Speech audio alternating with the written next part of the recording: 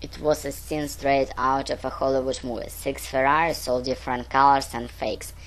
Red F50, a yellow 355 Spider, black 550 Maranello, silver 355 Ferrari, a gunmetal grey F3 Berlinetta, an ivory white classic Tetra Stora. All with tinted black windows, aligned in a stoplight with 2 rows of 3. Pink slips, made 10 minutes old, tanks freshly gassed, engine troubled as he waited for the light to change.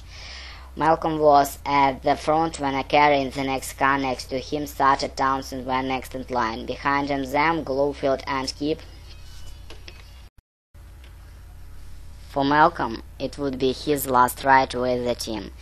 He had already given his notice to Carney and Bill, who had been waiting for him in the back office at the AC. Carney had shaken his hand, no words, no need for words. Bill had gripped him in a big bear hug. Then Malcolm had walked out the door and joined the others at the Ferrari dealership. Malcolm wasn't sure whose idea the Ferrari was, but once he advanced, it was quickly voted and accepted. They had hit the biggest deal of their lives, and they were going to celebrate the true expect fashion. Ugly Americans, the version of their American dream.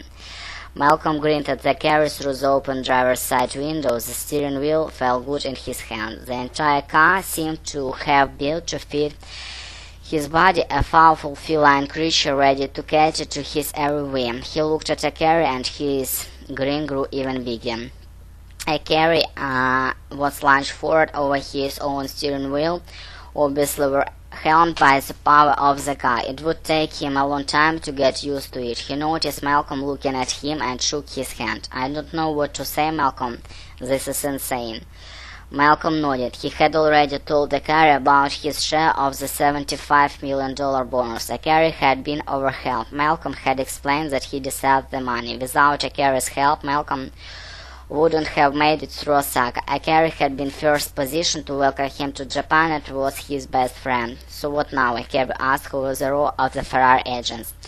"I'll be able to tell you in 20 minutes, Malcolm answered. "You are going to secure," a carrier said, "and you are going leaving it right, heading back to the United States?" Malcolm didn't answer. He would have to wait and see. He had told Carney he was getting out, but he wasn't leaving without Sire.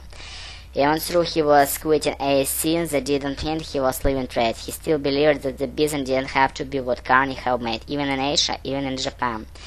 Maybe it was wrong, but he was too young to retire. The light changed to green and he gave a final wave to a carrier, then pushed his foot against the accelerator and Ferrari exploded forward.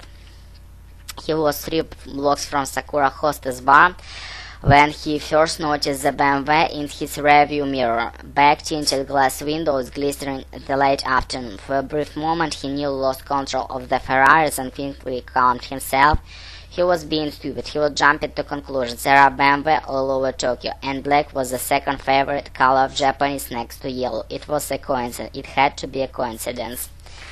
Or else, it was another warrant, like his apartment getting trashed, or the Yakuza with flowered shirt. He kept his eye on the car as he navigated through the tight streets of Roppongi. To his concern, the BMW stayed with him, always a few cars back, but always there. He felt the sweat hanging neck at his chest. He reminded himself as there was still a late afternoon on the Friday. There were people everywhere. He was an American driving a Ferrari. He couldn't possibly be a target. Not here, not now. He turned out into a narrow street where the club was located, then pulled a quick stop at the curb. He twisted his body and stared through the rearview mirror. A minute later he saw the BMW. The dark car seemed to slow as it drove past his street. Then it was gone. Репетитор по скайпу, Smart Teacher Studio.